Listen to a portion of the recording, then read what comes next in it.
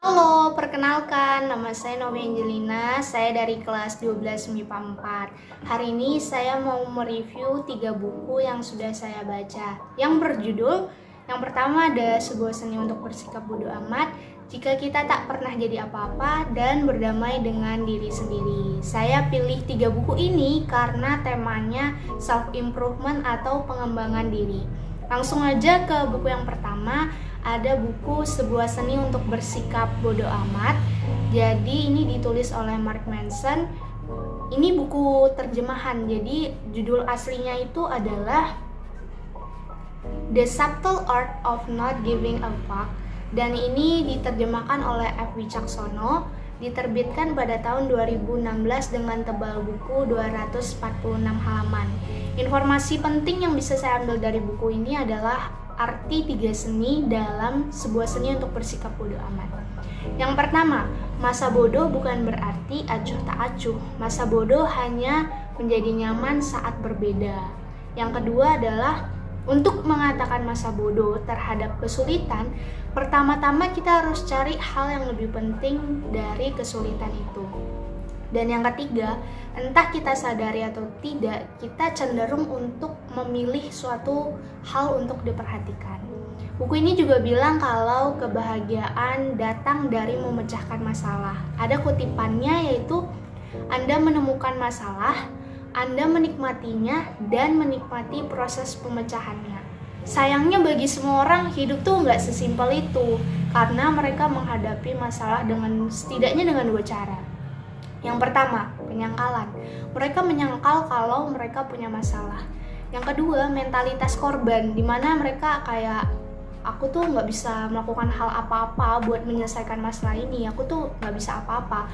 Yang sebenarnya caranya nggak gitu. Buku ini juga bilang kalau kegagalan itu adalah jalan untuk maju. Kalau kita takut gagal, berarti kita tuh menghambat diri kita sendiri untuk terus maju. Jika kita tak bersedia untuk gagal, berarti kita juga tidak bersedia untuk sukses.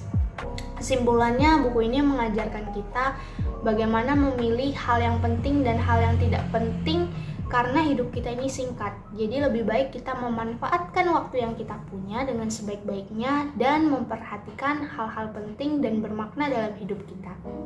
Buku ini juga mengajarkan bagaimana caranya berlapang dada dan membiarkan sesuatu itu pergi. Buku ini juga mengajarkan kita bagaimana membuat inventaris kehidupan dan menyortir hal-hal yang penting saja.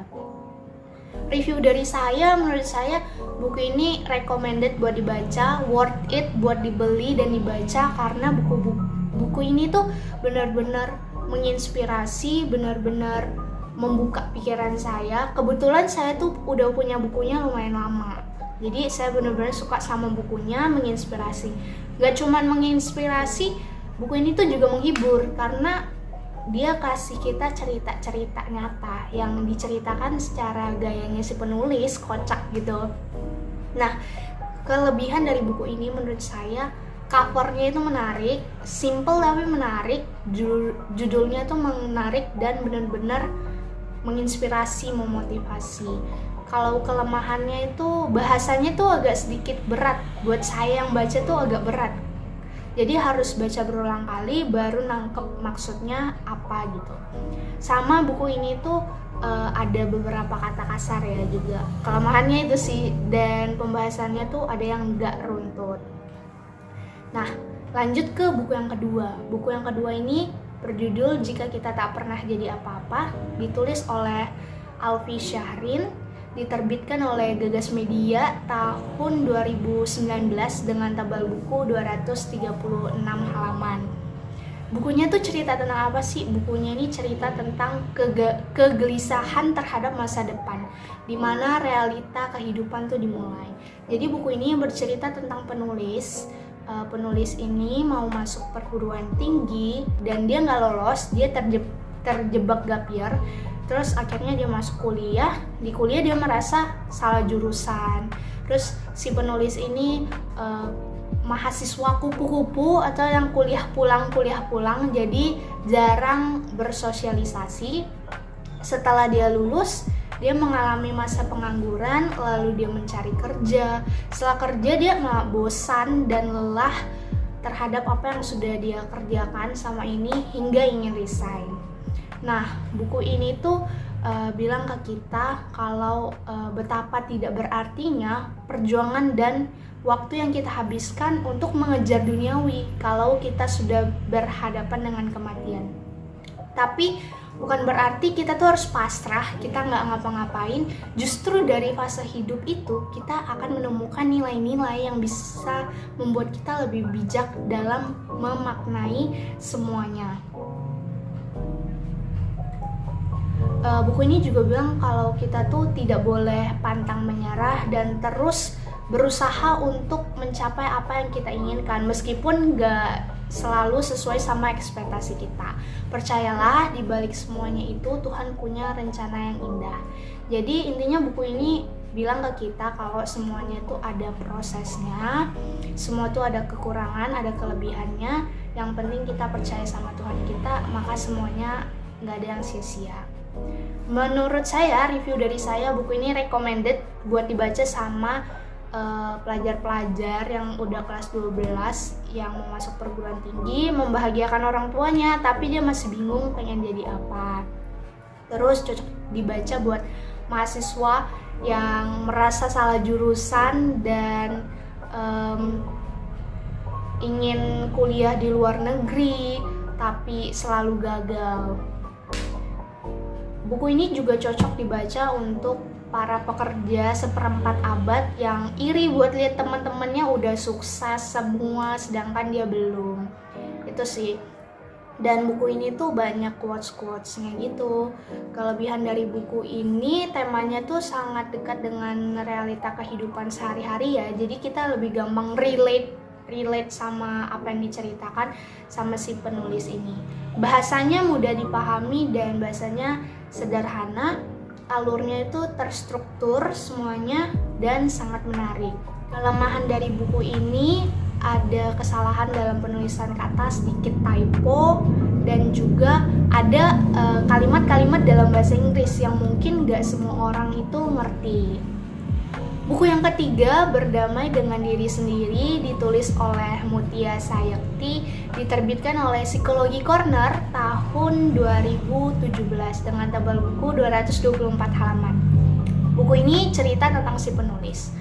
Jadi Mutia Sayekti ini lulus dari universitasnya UNS dan langsung dapat kerja sebagai staf instansi swasta. Lama-kelamaan teman-temannya mulai meninggalkan kota mereka, ada yang melanjutkan pendidikan ke luar negeri. Di situ dia merasa iri sama teman-temannya. Dia merasa bahwa dia nggak akan bisa mencapai mimpinya dan menunda mimpinya. Sampai suatu hari dia ketemu sama sepupunya yang belum dapat pekerjaan sama sekali. Di situ dia sadar kalau dia itu kurang bersyukur. Dia mulai mengenal diri sendiri, berdamai dengan diri sendiri dan kenyataan, dan mengarsipkan mimpinya satu persatu yang mungkin bisa dia realisasikan dalam waktu dekat atau jauh.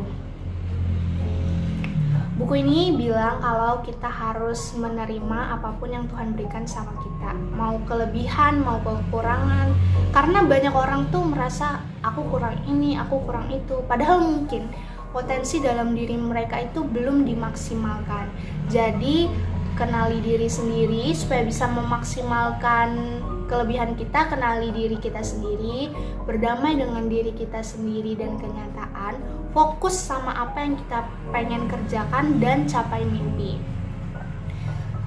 Dalam memaksimalkan kelebihan kan kita juga ada kekurangan. Jangan jadikan kekurangan itu sebagai penghambat kita untuk terus maju.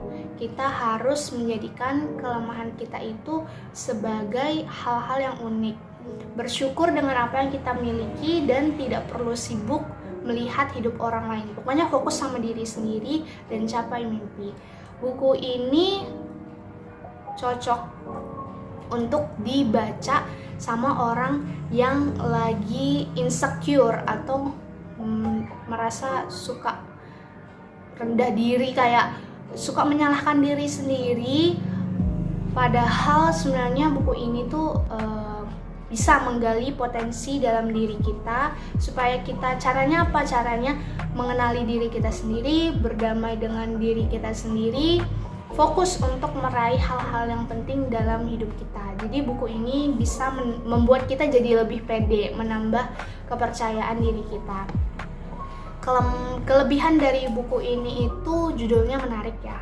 Judulnya menarik, berdamai dengan diri sendiri. Bahasanya itu mudah dipahami, bahasa sederhana, juga menyampaikan materinya itu berdasarkan cerita-cerita, kisah-kisah sehari-hari. Juga buku ini menyediakan solusi atas masalah dari insecure kita tadi. Kelemahannya dari buku ini, layoutnya tuh agak kurang cocok, sehingga ada tulisan tuh yang nggak kelihatan, mungkin karena pemilihan warnanya kurang cocok, dan juga ada sedikit penulisan kata atau typo. Sekian review buku dari saya. Pokoknya 3 buku ini benar-benar worth it buat dibaca, buat dibeli, harus banget. Dan kiranya video ini bermanfaat untuk kalian semua. Terima kasih.